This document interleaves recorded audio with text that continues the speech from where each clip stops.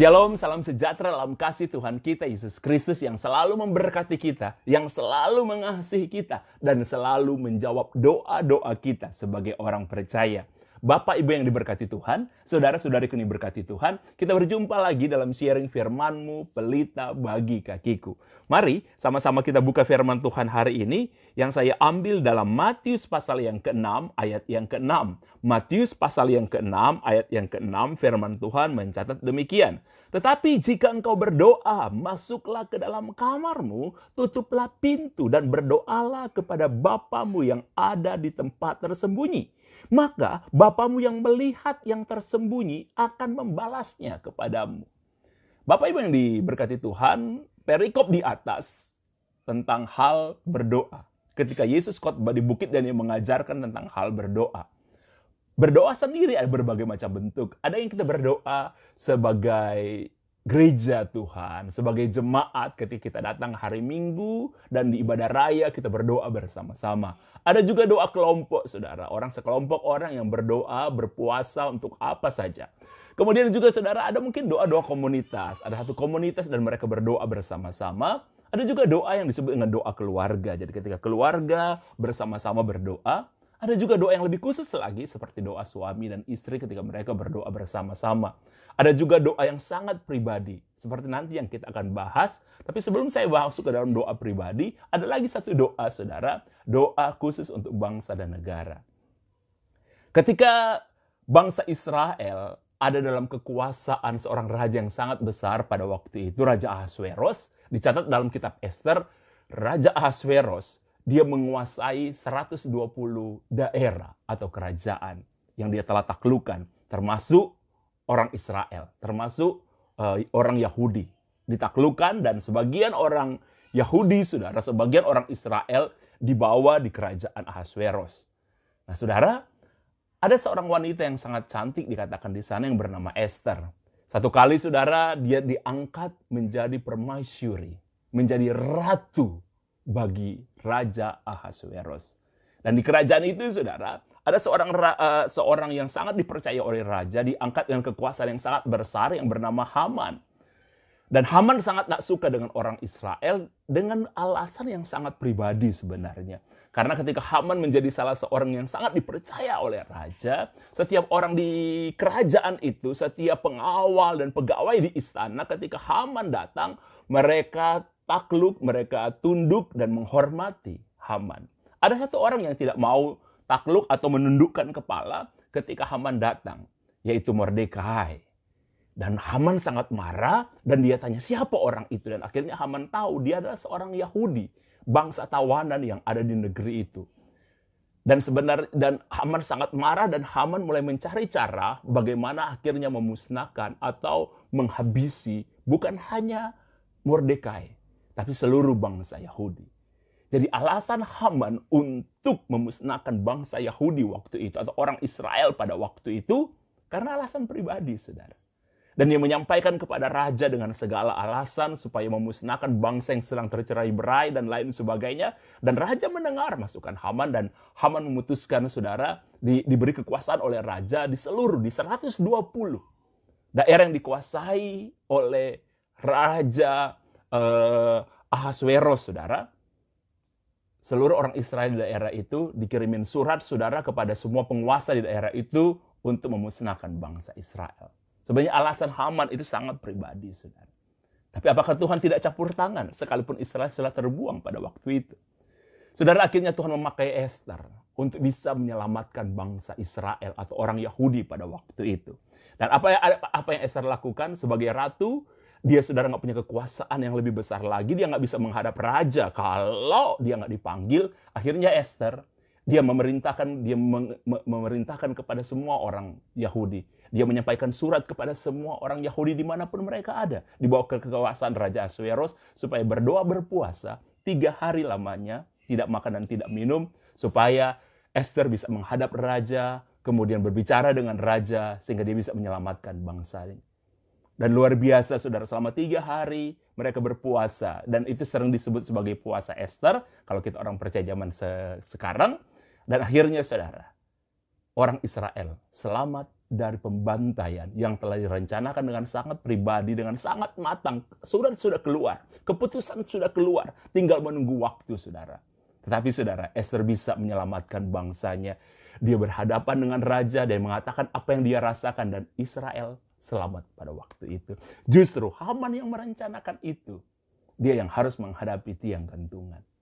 Saudara yang diberkati Tuhan, kita akan selalu berdoa bagi bangsa kita Indonesia khususnya yang awal-awal tahun ini kita masih dalam pandemi dan kita juga menghadapi beberapa bencana alam yang terjadi di beberapa daerah bagi Indonesia.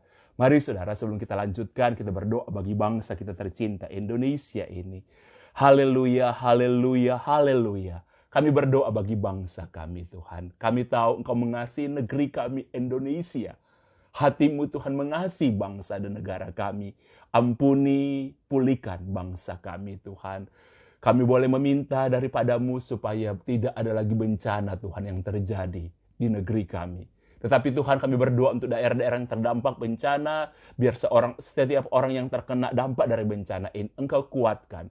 Engkau akan mengirimkan segala yang terbaik bagi mereka, sehingga mereka bisa keluar dari sini, mereka bisa bertahan, dan mereka bisa mendapatkan kasih karunia daripada-Mu. Kami berdoa untuk Presiden kami terpilih, Tuhan Bapak Joko Widodo. Kami tahu, tangan-Mu lah yang membuat beliau terpilih menjadi presiden bagi bangsa Indonesia. Kami berdoa, berikan hikmat yang khusus kepada beliau, sehingga beliau akan memimpin bangsa ini, akan mengambil keputusan-keputusan karena hikmat daripada-Mu. Lindungi, pelihara, jaga dengan tangan-Mu yang kuat kepada Bapak Presiden kami, sehingga tidak ada satu kuasa manusia atau kuasa apapun yang bisa menurunkan beliau, karena kami tahu Engkau yang telah memilih Bapak Presiden kami, Joko Widodo. Lindungi bangsa kami, lindungi pemerintahan kami. Kami berdoa dalam nama Tuhan Yesus Kristus. Amin. Nah, setelah doa untuk bangsa dan negara, yang kita akan bahas sekarang, doa pribadi.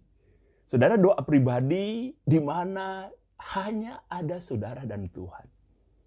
Sekali lagi, doa pribadi itu yang firman Tuhan masukkan di sini. Yesus bilang begini, kalau engkau berdoa, masuklah dalam kamarmu, tutuplah pintu, dan berdoalah.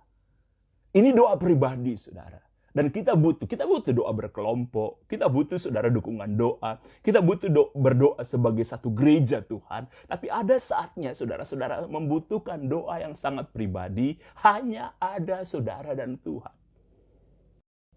Karena kadang-kadang ketika kita berdoa secara pribadi, saudara, itu ungkapan kita kepada Tuhan yang kadang-kadang, saudara, kalau kita berdoa bersama sekelompok orang, teman, sahabat, bahkan dengan pasangan kita, belum tentu mereka mengerti.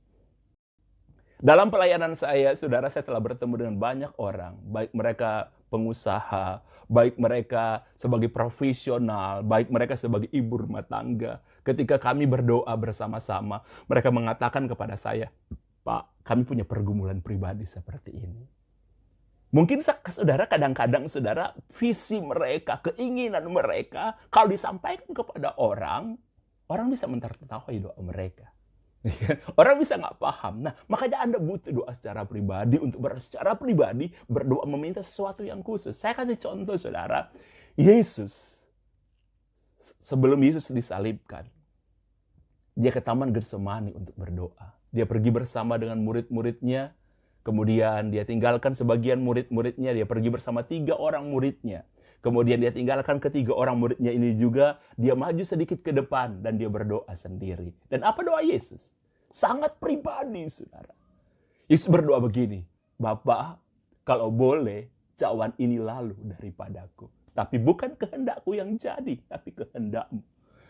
Saudara, itu posisi Yesus itu sebagai manusia 100% dan sebagai Tuhan 100%. Sekali lagi, Yesus posisinya sebagai manusia 100%. Karena dia dalam wujud manusia, tapi juga sebagai Tuhan 100%. Dan dalam sejarah hidup ini, di dunia ini, hanya Yesus yang sebagai Tuhan 100% dan sebagai manusia 100%. Siapapun kita manusia, hamba Tuhan paling hebat sekalipun, dia 100% manusia.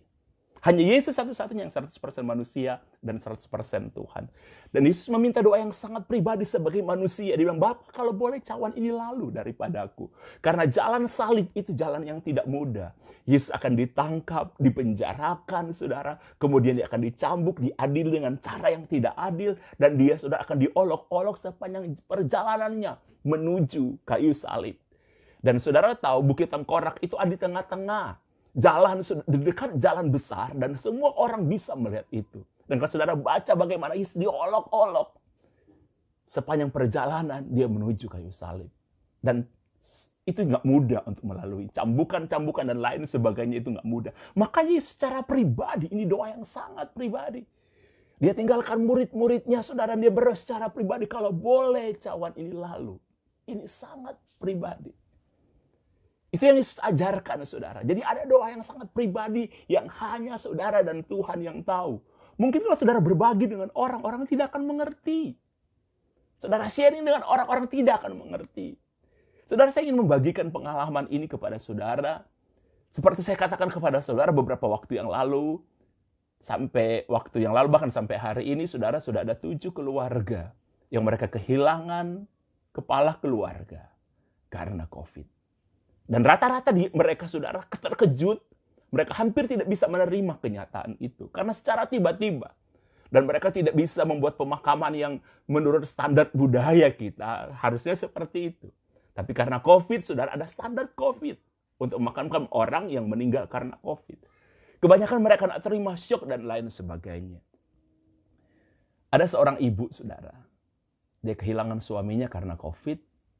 Dan dia bilang begini. Singkat ceritanya dia cerita, sekali lagi saudara, setiap kesaksian yang saya sampaikan di sini saya telah meminta izin orang yang mengalami ini untuk saya saksikan di sharing ini. Dia bilang sama saya, ada perasaan yang sangat bersalah dia kepada suaminya karena sebelum suaminya ke rumah sakit, dia sempat ada berdebat dengan suaminya, salah paham antara suami dan istri, dan dia masih ada perasaan kesal atau sebel istilahnya kepada suaminya. Sampai akhirnya suaminya masuk rumah sakit, kemudian kritis, kemudian meninggal. Dia nggak sempat meminta maaf atau memulihkan hatinya dengan suaminya. Dia sangat menyesal. Dia bilang, Pak Nixon, saya sangat-sangat menyesal. Dan dia mengatakan begini kepada saya, Pak Nixon, bisa nggak saya minta kepada Tuhan supaya saya bisa bertemu dengan suami saya? Maksudnya, saya bilang, maksudnya ibu bukan berarti saya ingin supaya Tuhan ambil nyawa saya. Saya masih ingin melihat anak-anak saya masih ingin melihat keluarga saya, Pak. Dia ceritakan kepada saya beberapa hal yang dia ingin lihat hidupnya terjadi di keluarganya. Jadi bilang begini, Pak Nixon, boleh nggak saya minta kepada Tuhan supaya saya bisa bertemu dengan suami saya? Dalam bentuk apapun, Pak Nixon. Tapi bukan di surga. Dalam mimpi atau apapun, saya ingin minta maaf kepada suami saya. Saya bilang kepada ibu, itu doa ibu yang sangat pribadi. Ibu harus berdoa, enggak apa-apa, Bu.